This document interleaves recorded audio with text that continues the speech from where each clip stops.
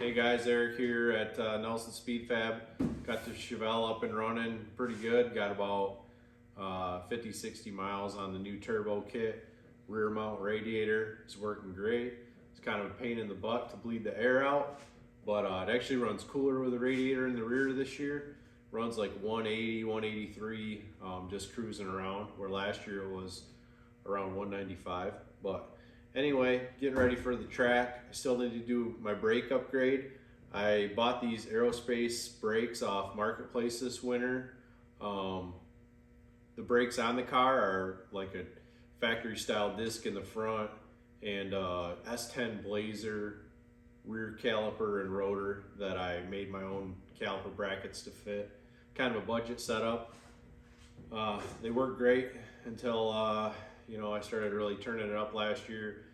Once I hit upper 130s, 140 and a quarter, I was struggling to stop. So I put a chute on it, which helped a lot, but I need to upgrade the brakes this year before I turn it up anymore, looking for the 8-second time slip.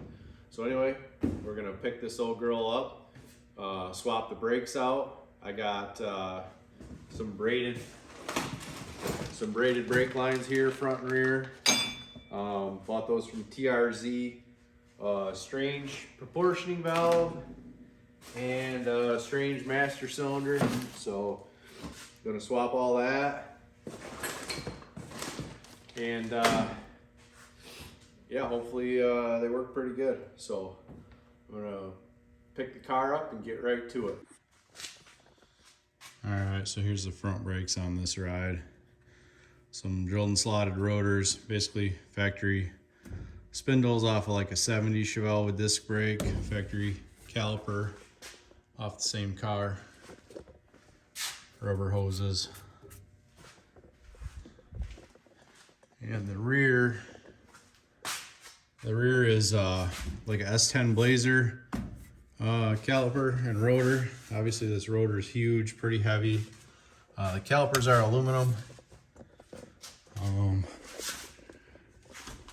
There's my caliper bracket that I made right there, which is welded to the housing, so I'll have to cut it off, and then rubber brake hose that I'll replace with braided. So front should just be basically bolt on. Rear is going to be a little bit more work because I have to cut those caliper brackets off. And I actually think we're going to put those rear brakes on my son's C10 right here that we're doing. So he's kind of holding up on the rear end right now. We got to weld the housing ends on it and finish putting the rear end back together. But instead of throwing those old drums on there, I think what we'll do is put the discs off mine on there. Just a little upgrade for them. So I'll tear the front brakes apart first, swap out the fronts, and then go to the rears, and then we'll jump up to the master cylinder.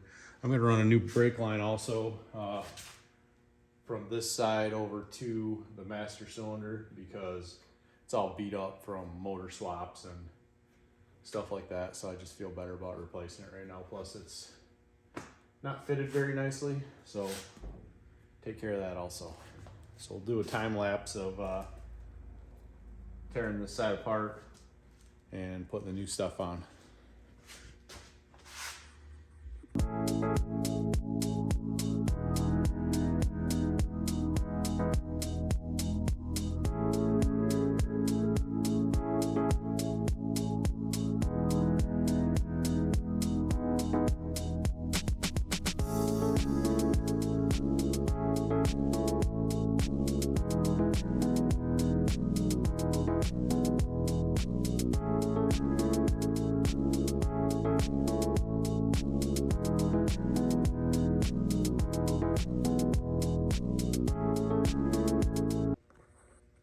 Alright, I'm at my first issue already, which didn't take me very far. I had to grind out the side of the spindle a little bit so this bracket would clear right here.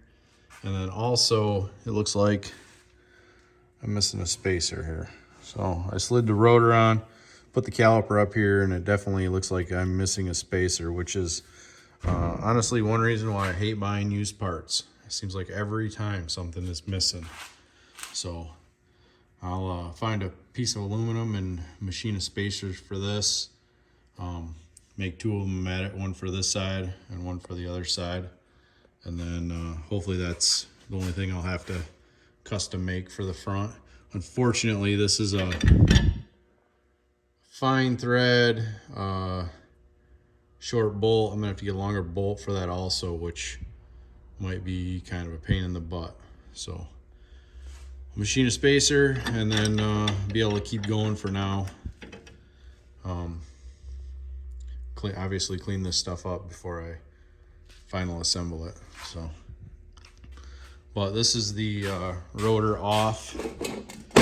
This is one of those aftermarket ones here. So I am gonna put all of these on the scale when they're off, and I'll scale all these before they're on, just to show a weight difference. I'm guessing it's pretty huge, probably 50-ish pounds, but yeah, so I'll keep at it, measure that and make a spacer. All right, machined two spacers, some aluminum, one for this side, one for the other side. Measures 550 thousandths between there, so not a huge deal, but still kind of a pain in the butt at the same time. Well, there you go. Got to find bolts.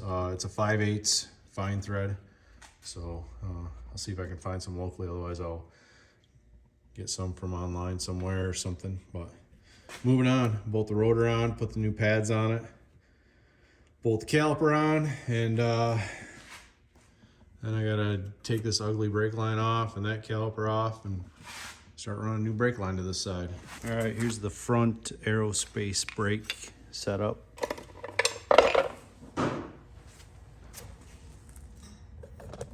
Looks like front brakes weigh 16.8 per side. I'm gonna weigh a stock caliper and rotor.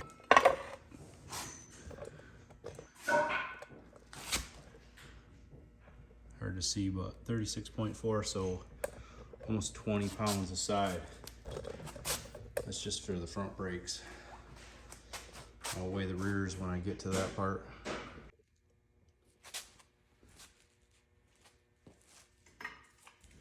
All right, I'm gonna weigh the rear caliper and rotor pads and caliper bracket.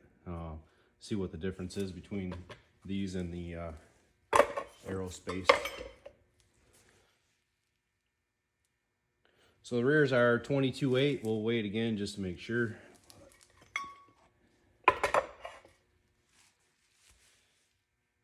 22.8 again. All right, so now I'll weigh the rear Aerospace kit, see what that comes in at.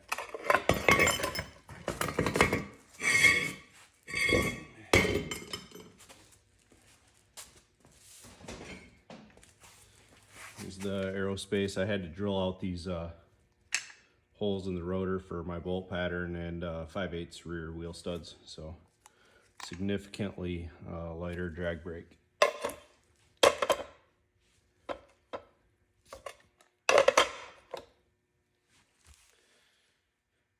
11.6.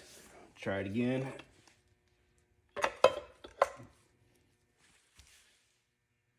11.6 again. So the rears are roughly 10 pounds lighter per side, which is awesome. That's rotating a lot of it and unsprung weight. So about 20 pounds for the rear, and the fronts were almost 20 pounds per side. So we're close to probably, I don't know exactly, close to 58 pounds from the brake upgrade, and hopefully it stops a lot better. So I do have the rear on this side, the caliper bracket. It's hard to see, but sandwiches between my C-clip eliminator on the outside and the end of the axle tube. So, and this is the setup I had on it, and those caliper brackets I made, like I said, these are off of S10 Blazer. They actually worked decent, I guess, for a, you know, junkyard budget setup. But I have passenger rear on. I'm gonna pull this one off, cut the bracket off the rear end, get that one on, and then run new brake lines on the housing and from the front master cylinder, new proportioning valve to the rear of the car. So I'll get this ripped off, get that on there, and then update you guys.